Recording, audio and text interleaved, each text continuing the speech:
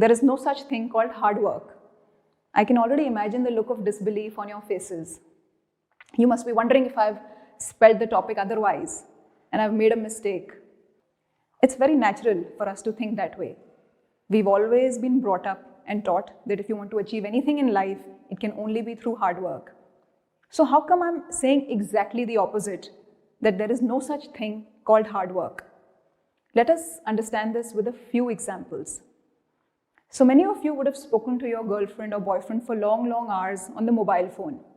And at times, when the battery conked off, you would have even stood by the wall with the charger plugged in and spoken for another few more hours. And at the end of those conversations, did you think that you have put in hard work?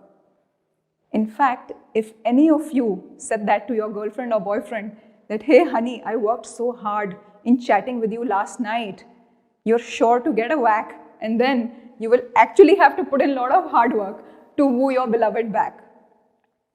Or for example, you've overeaten your favorite pudding and your tummy has become all big and bloated. Would you think that you've done hard work in eating that delicious pudding? But you'll surely think that you'll have to put in a lot of hard work in working out in the gym next day to burn those extra calories. Or let's think that you're watching your favorite web series and you're so involved and so engaged that you end up watching all 10 episodes back to back.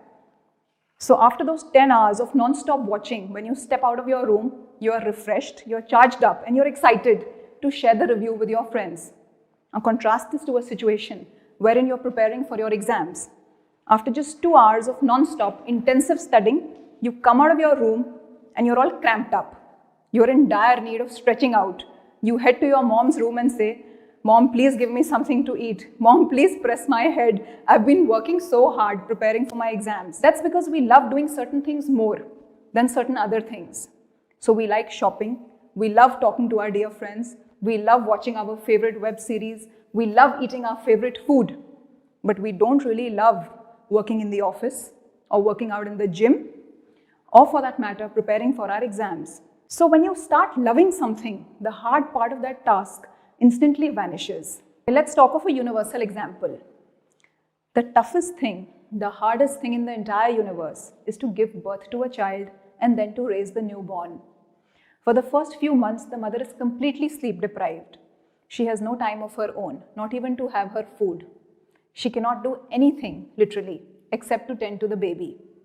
So if you happen to meet a new mother and give her a compliment, hey new mommy, you've been working so hard in rearing the newborn, she'll be amused and she'll happily laugh off. That's because the joy and the feeling of raising a newborn is so overwhelming that it surpasses the highest forms of hard works. So dear friends, hard work, harder work, or no work at all are just conditions of the mind. And believe me, the human mind and the human body can be trained to do and to not to do literally anything. So when I was in college, I used to stay in the hostel. After college hours, I would come back to my room, finish my assignments of the day, and then sit down to preparing the UPSC syllabus. I would prepare till late at night, and I would often wake up early in the morning and resume my preparation. This routine of mine was not for a few days. It went on and on for a year, followed by another year. All along, I really enjoyed this journey. It was the most incredible phase of my life, the most enriching phase, wherein I learned the most. Not once did I feel that I have to put in hard work to attain my goal. But there's one thing that I clearly worked hard for, and that was the cooking of Maggi midnight during my preparation. So the hostel corridors had stoves kept at different places. And those stoves perhaps belonged to the Stone Age. They were more than 1,000 years old. These Paleolithic stoves defied all claims of Nestle of the Maggi being ready in 2 minutes. The stove used to say, no way, I will not let this Maggi get cooked before 45 minutes. So that's something that I clearly worked very hard for. Sometimes I feel that if we could have a time machine, sit and go back in time and meet our revered freedom fighters and say to them, dear sir, dear ma'am, it's all because of your hard work that we are living in an independent country today. They would perhaps disagree. They would say that no, it was our undying love for an independent nation and our dream that the future generations breathe in a free country that made us do what we did. When I was posted in Mathura, my team and I decided to undertake a massive plantation drive. We set a target of sowing 25 lakh saplings in 7 days' time. This target was unthinkable, let alone being achievable. But we were on as if a Tom Cruise mission to achieve the impossible. We planned the minutest details, from having a huge stock of saplings, making provisions for their replenishment, watering, manuring, and so on. I remember many Gram Pradhans approached me and they said, "Madam, please come and plant the first sapling." But I would quirkily say that no, I'll come and sow the last one. So by going and sowing the last little sapling, I could make sure that all the saplings have been sown and proper arrangements have been made for their watering, manuring, and replenishment. It was a matter of huge pride that not only did we achieve our target of planting 25 lakh saplings in record 7 days' time, but we achieved the highest survival rate of 80% against an ordinary rate of just 45%. There were many newspapers that were covering our mission during that time. So one journalist came up to me and said, "Madam, you and your team have been working for the last 7 days on an average 18 hours a day, unfailingly and consistently." I was really amused. I said, "Oh, is it?"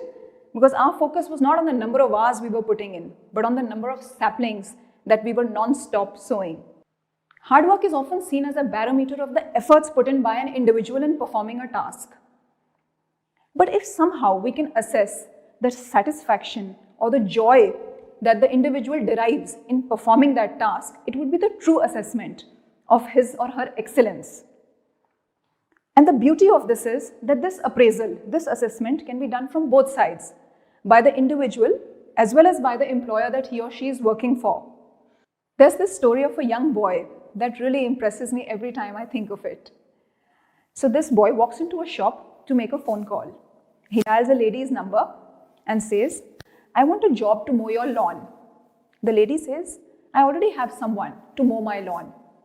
The boy says, "I will do it at half the price." The lady thinks. Then she says, "No, I'm very satisfied with the boy who mows my lawn." The boy still tries and gives another shot. He says, "Ma'am, I will mow your lawn and I will also clean your sidewalks and your curb. Please let me do this for you." The lady says, "No, thank you." She hangs up the phone. Now this boy has a quirky smile on his face. And all this while, the shop owner has been intently listening to the entire conversation. The shop owner goes up to him and says, "Hey lad, don't get disheartened. I'll give you a job in my shop. You can work for me." But the boy says, "No sir, thank you." The shop owner is surprised. He says, "But you were just looking for a job. You were pleading for one." The boy says, "No sir, I was just checking my performance. I'm the one who works for that lady and I do this every month. I offer her a substitute in the form of double the work and half the salary." Now I thought that is true appraisal. I remember during my Noida days, I was always on the run, chasing and busting the sand mafia network.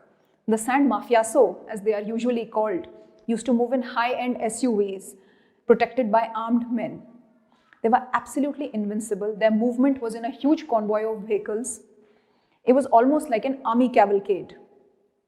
Coming close to them was next to impossible. Yet, with our persistent efforts, we started conducting continuous raids and started making holes into their illegal empire. And soon, we started getting threats that either we stop or we would be killed. But we weren't the kind of material who would budge so easily. So on one of our midnight escapades, we were chasing the sand-laden trucks, and suddenly we realized that we are surrounded by armed goons from all sides. There was no scope of escape, no scope of survival. They had come totally prepared to eliminate us and to set an example so that nobody could muster the courage to stand against them. But as the Paulo Coelho saying goes, when you truly aspire for something, the entire universe conspires in helping you achieve it. So in similar style, a universe of villagers came from behind and pelted lathis and stones. Our attackers were totally caught unawares, and their plan to kill us was perfectly shattered. This episode did not deter us one bit. In fact, in days that came, we moved ahead with greater vigor and force.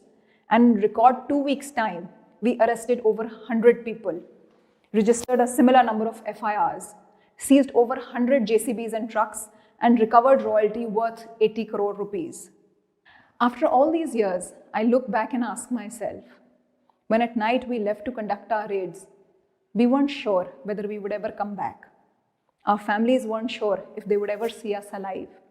Yet we continued to move on in our mission, and our families continued to support us steadfast. Ultimately, we achieved success in tracking down and finishing one of the largest illegal industries. In spite of all this, I don't think we had put in any hard work.